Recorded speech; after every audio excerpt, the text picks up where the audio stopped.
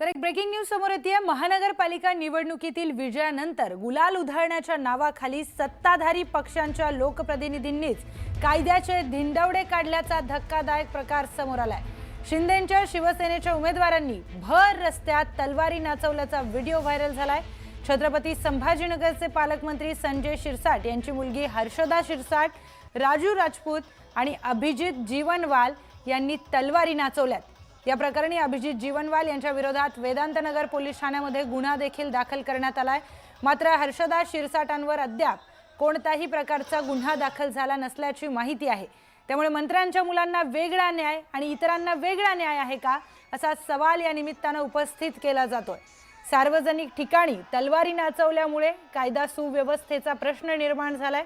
पुढील कारवाईकडे आता सर्वांचं लक्ष लागलंय।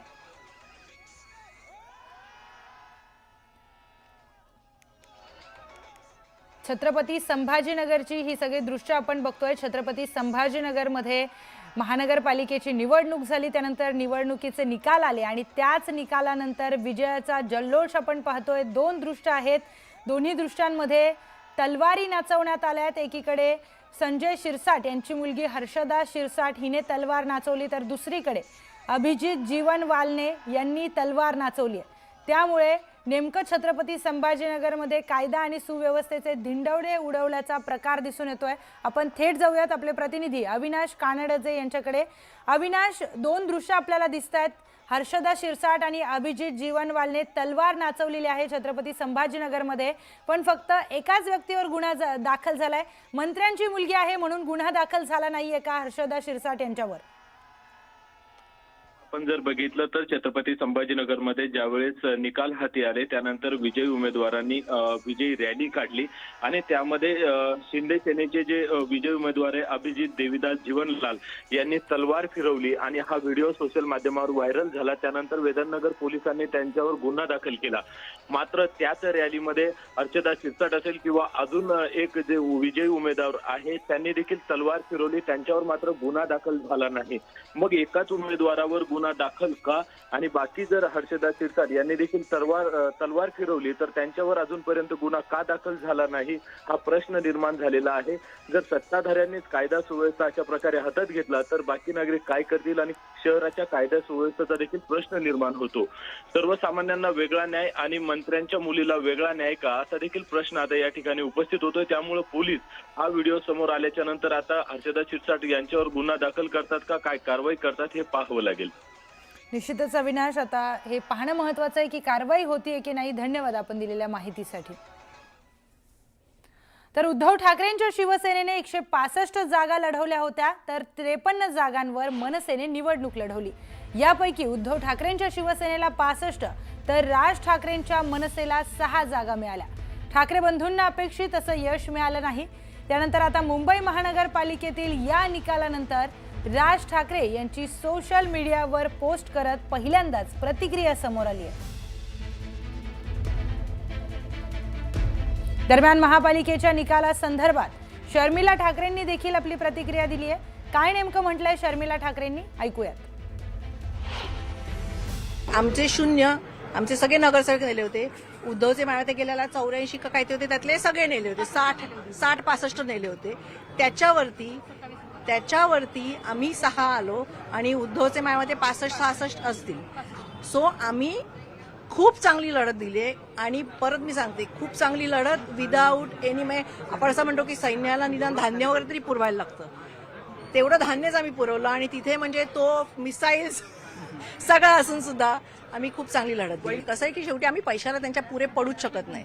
तुम्ही पण बघत होतात की कमळाच्या पाकिटातनं शिंदे कमळाला पकडतायत, कमळ शिंदेना पकडताय, ते अजित पवारांना पकडतायत। म्हणजे 5-5, 10-10 हजार रुपये जर मतदारांना तुम्ही देत असाल तर तसे आम्हाला आणि आम्हाला करायचं पण नाही की आम्हाला काम करायचंय पुढचं, आम्हाला पैसे वाटून मतदान नकोय।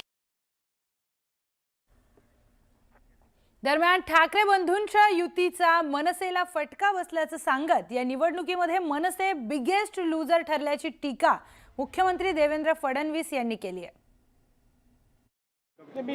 मी हे आधीच सांगितलं होतं, कारण मला राजकीय दृष्ट्या दिसत होतं की या युतीमध्ये सगळ्यात मोठा त्या ठिकाणी ज्याला म्हणतो आपण द बिगेस्ट लूजर ज्याला म्हणेन म्हणजे इलेक्शनचं हे मनसे राहील आणि माझं जे भाकीत होतं ते या निवडणुकीने स्पष्ट केलेलं आहे. त्या ठिकाणी मनसेला किंवा राज ठाकरेंना या युतीचा कुठलाही फायदा झालेला नाही. उद्धवजींना मात्र तो झालेला दिसतोय. चला, तुम्ही किती काळ कोंडून ठेवा. जे नगरसेवक तुमचे आहेत ते मूळचे शिवसेनेचेच आहेत आणि त्यांना सुद्धा मनामध्ये आमच्यापर्यंत जे संदेश येत आहेत त्यांच्या मनामध्ये सुद्धा मराठी अस्मितेची ज्योत किंवा मशाल ही धगधगते आहे. भारतीय जनता पक्षाचा महापौर होऊ द्यायचा नाही हे जवळजवळ सगळ्यांनी ठरवलेलं आहे. ठीक आहे, बघू ना काय होतंय ते. राव साहेब, आताच आपण म्हटलं की जे गेलेले आहेत त्यांच्या मनातही ती दगदग आहे. त्याचाच असा संकेत येत आहेत का की जसं आपण कालही म्हणालेलं होतं की अजित पवारांच्या बाबतीत त्यांची घर वापसी होते त्यावर तुम्ही सकारात्मकता दाखवली होती. तसंच आता हे जे तुम्ही विधान केलंय की जे शिवसेनेतनं गेलेले होते त्यांच्या मनातही दगदग आहे, तर त्यांची घर वापसी होणार का? नगरसेवक जे आहेत सगळे जे निवडून आलेले आहेत त्यातले बरेचसे नवीन चेहरे आहेत. ते मूळचे शिवसैनिकच आहेत. आणि जो शिवसैनिक असतो त्याच्या मनामध्ये मुंबईच्या संदर्भात एक वेगळी भावना आहे. त्याच्यामुळे भारतीय जनता पक्षाचा महापौर होऊन देऊ नये असं एक सगळ्यांच्या मनामध्ये एक विचार आहे, असं आमच्या लक्षात आलेलं आहे. आणि जरी तुम्ही किती कोंडून ठेवलं तरी इतकी साधनं असतात संपर्काची, दळणवळणाची, संदेश देण्याची, त्यानुसार संदेश येतच असतात. त्यानुसार त्यांची घर वापसी झाली तर तुमची सत्ता स्थापना होऊ शकते. बघा, काल माननीय शिवसेना पक्षप्रमुख उद्धव ठाकरे यांनी सांगितलं की मुंबईचा महापौर शिवसेनेचा किंवा ठाकरे बंधूंचा व्हावा यापेक्षा भाजपचा होऊ नये, ही सगळ्यांची भावना आहे. आणि देवाची इच्छा असेल तर शिवसेनेचा महापौर बसू शकतो. काल मी सकाळी राज ठाकरे साहेबांची भेट घेतली. काल उद्धव साहेब आणि राज साहेब यांच्यात पण दूरध्वनीवर चर्चा झाली. अनेकांशी चर्चा सुरू आहेत. आम्ही सध्या तटस्थपणे या सगळ्या हालचालीकडे पाहत आहोत, पण पडद्यामागे बऱ्याच गोष्टी घडत आहेत. नाही, पण राऊतसाहेब, उद्धव ठाकरेंचं जे विधान होतं की देवाची इच्छा असेल तर आपला महापौर होऊ शकेल, शिवसेना उद्धव बाळासाहेब ठाकरे पक्षाचा अजूनही महापौर पदावरचा दावा नाही, दावा म्हणण्यापेक्षा प्रयत्न बघा, आहेत का? एक लक्षात घ्या, दावा म्हणण्यापेक्षा जे आकडे आहेत ते आकडे जवळजवळ समसमान आहेत ना. 4चा फरक आहे. 4चा एवढा मोठा आंतरराष्ट्रीय पक्ष, जगातला सगळ्यात मोठा पक्ष, ज्याने महाराष्ट्रातला सगळ्यात मोठा पक्ष शिवसेना फोडून एक वेगळा गट निर्माण केला, प्रचंड ताकद, प्रचंड पैसा, सत्ता याचा वापर करून पण त्यांना फक्त 4चंच बहुमत मिळालं. आणि मी तुम्हाला एक ऐतिहासिक सत्य सांगतो, तुमचं बहुमत किती मोठं असू द्या किंवा छोटं असू द्या, बहुमत हे चंचल असतं. हे लक्षात घ्या. बहुमत हे चंचल असतं, पाऱ्यासारखं.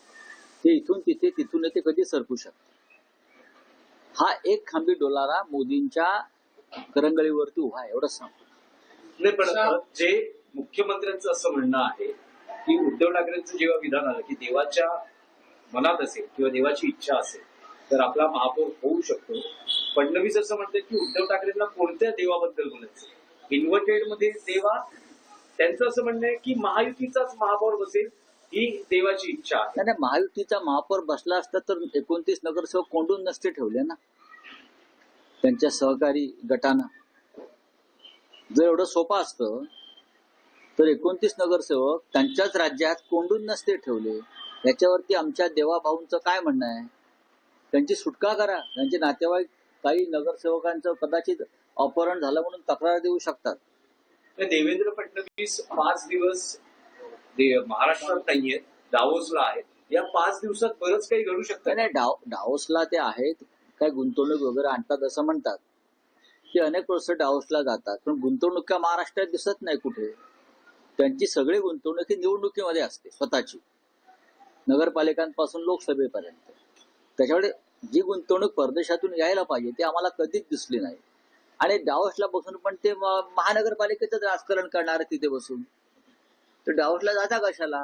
मग इथे बसून डावसची इन्व्हेस्टमेंट आणणार ना तुम्ही. त्याकडे स्कोप आहे शिवसेना उद्धव बाळासाहेब ठाकरे पक्षाला, जेव्हा फडणवीस हे महाराष्ट्रात नाहीये, अनेकांशी संपर्क संवाद. फडणवीस महाराष्ट्रात नसले तरी तर राज्याचे मुख्यमंत्री आहेतच ना. फडणवीस यांना हे मान्य होईल का की अमित शहाच्या पक्षाचा इथे महापौर व्हावा? याचं उत्तर मला तुम्ही द्या की देवेंद्र फडणवीस यांना हे मान्य होईल का की अमित शहा यांचा जो पक्ष आहे आणि त्याचे जे 29 नगरसेवक आहेत त्यांना कोंडून ठेवलंय आणि जे हट्ट धरून बसले की आमचाच महापौर करा, हे फडणवीस करतील का? मी फडणवीसांना जे काही ओळखतो बरं का, ते वेताळाप्रमाणे हट्टी आहेत. एवढं सांगतो. आपण आकडेवारीचा मुद्दा मांडला की नगरसेवक निवडून आलेले आहेत. हे असं आहे की देवेंद्र फडणवीस असं म्हणाले, मी आज ऐकलं की मुंबईतल्या मराठी मतदारांनी आम्हाला मतदान केलं, शिवसेनेला नाही. मग हे 76 आले कुठून? आपण जे म्हणताय ना की मुंबईतल्या मराठी मतदारांनी आम्हाला म्हणजे भाजपला मतदान केलं असा दावा जर देवेंद्र फडणवीस करत असतील तर तुम्ही सांगताय 76 हा आकडा आला कुठून? त्यांची त्यातनं बहुसंख्य त्याचे भाजपचेच आहेत. पण रावसाहेब, बऱ्याच दिवसानंतर महाराष्ट्राच्या राजकारणात हॉटेल पॉलिटिक्स परत सुरू झालेलं आहे. त्यावर काय सांगणार? कारण सत्ता उलथापालट झाली तेव्हाही हॉटेल पॉलिटिक्स होतं आणि महाराष्ट्रातही आता हॉटेल पॉलिटिक्स सुरू झालेलं आहे. नगरसेवक स्वतःच्याच राज्यात जर लपून ठेवायची वेळ येत असेल तेव्हा राज्यातली कायदा सुव्यवस्था पूर्णपणे ढासळलेली आहे. हे